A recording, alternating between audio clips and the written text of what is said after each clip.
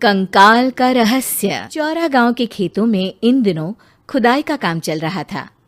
असल में इसी गांव से होकर एक अच्छी सड़क गुजरनी थी, इसलिए यहाँ खुदाई शुरू की गई थी। अचानक एक दिन खुदाई करने वाली मशीन से कुछ टकराता है। बाद में जब खोजबीन की जाती है तो वहां से 2 कंकाल मिलते हैं। पुलिस गांव के लोगों से पूछताछ शुरू करती है। आप लोगों को क्या लगता है कि किसके कंकाल हो सकते हैं? अरे साहब, हमें क्या पता ये किसके कंकाल है, आप ही लोग पता लगाइए।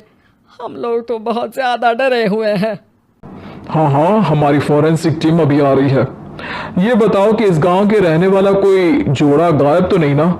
क्योंकि शुरुआती जांच में तो ये बात सामने आ रही है कि एक कंकाल किसी पुरुष का है तो एक किसी महिला का। साहब, हमें तो बहुत डर लग रहा है। ऐसे कंकाल मिलने का मतलब गांव के आसपास ही किसी की हत्या हुई है या फिर किसी को जलाकर मार डाला गया है। हाँ साहब, हम अपने परिवार को लेकर बहुत ही ज्यादा परेशान हैं।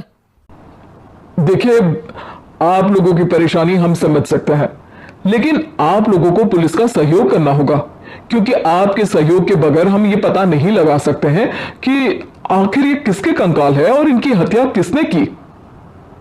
ठीक है साहब, गांव के लोग आपका पूरा सहयोग करेंगे। हाँ साहब, पूरा सहयोग करेंगे। तो फिर ठीक है, हम अपनी जांच शुरू कर देते हैं। कुछ दिन बाद जांच रिपोर्ट आ जाती है।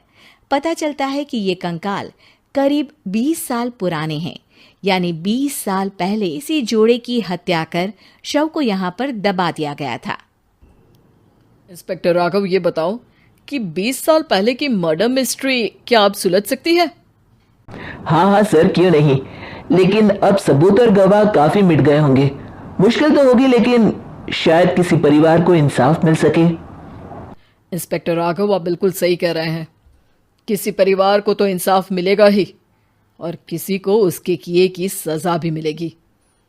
जी सर, मैंने तो जांच शुरू भी कर दी है। 20 साल पहले इस गांव के 2 जोड़े अचानक कहीं गायब हो गए थे।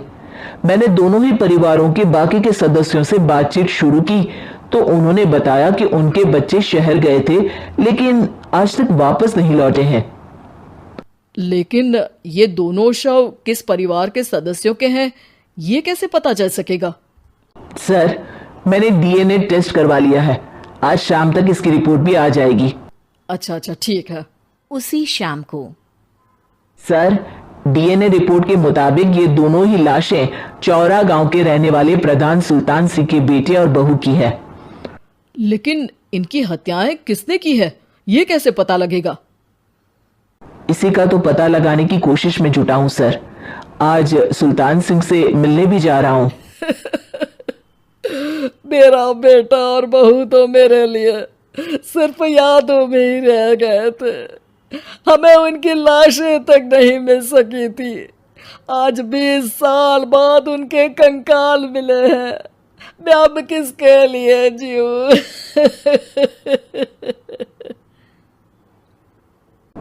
लेकिन सर, क्या आपकी किसी से कोई दुश्मनी थी? अपने बेटे बहू की हत्या के लिए आप किसे जिम्मेदार मान रहे हैं? अब मैं किसका नाम बोलूं? मेरी तो किसी से दुश्मनी नहीं थी, बस मेरे बेटे बहू को कोई वापस ला पाता।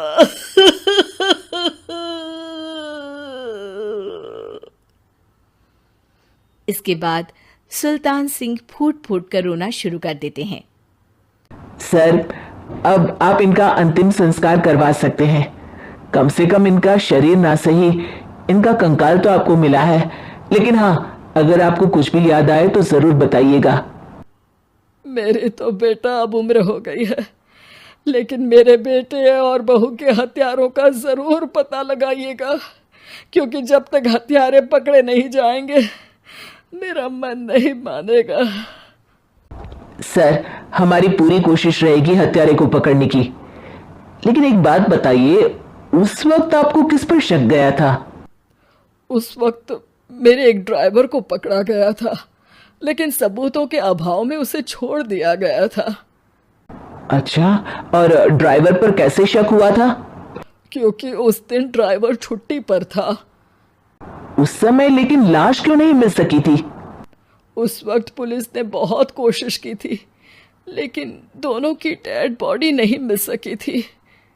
ठीक है, हमारी तफ्तीश चल रही है, मैं फिर आऊंगा।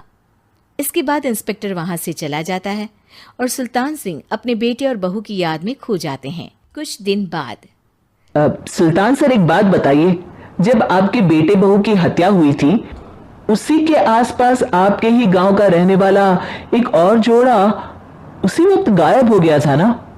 हाँ सर, अलका और अभिषेक, वो भी मेरे बच्चों जैसे ही थे। तो फिर वो कहाँ है?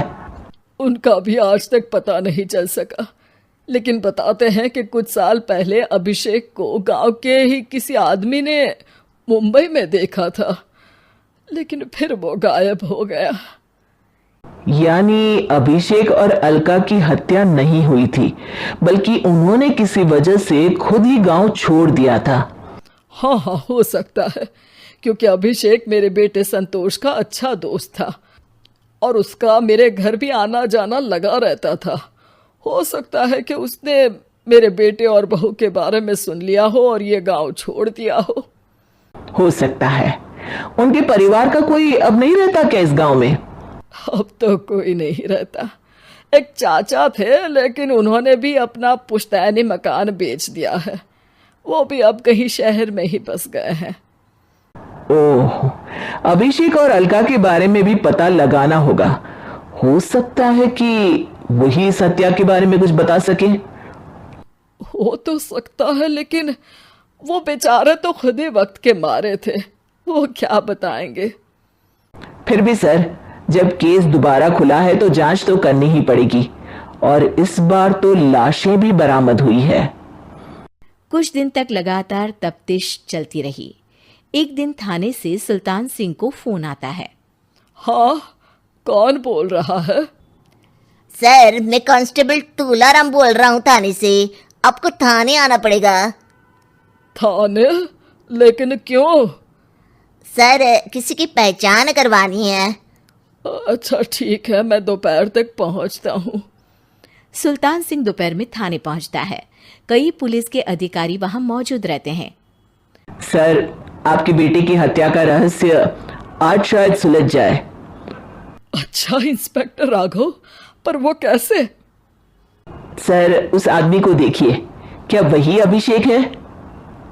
सुल्तान सिंह की आंखों में हैरानी से आंसू आ जाते हैं। हाँ सर, यही अभिषेक है। ये आपको कहाँ से मिला? सिर्फ अभिषेक ही नहीं, बल्कि इसकी पत्नी अलका भी इसके साथ है। मैडम, जरा अभिषेक की पत्नी को लाइए। जैसे ही अलका को पेश किया जाता है, सुल्तान सिंह जमीन पर गिर जाते हैं।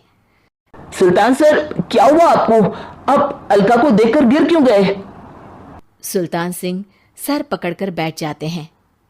ये अलका नहीं, बल्कि ये तो मेरी बहू रितु है। पूरा थाना एक दूसरे का मुंह देखने लगता है। क्या? इसके बाद हर किसी को दो कंकाल और हत्या का रहस्य समझ में आ गया। अभिषेक और रितु ने मिलकर संतोष और अलका की हत्या की थी और लाश को जमीन के नीचे दबा दिया था।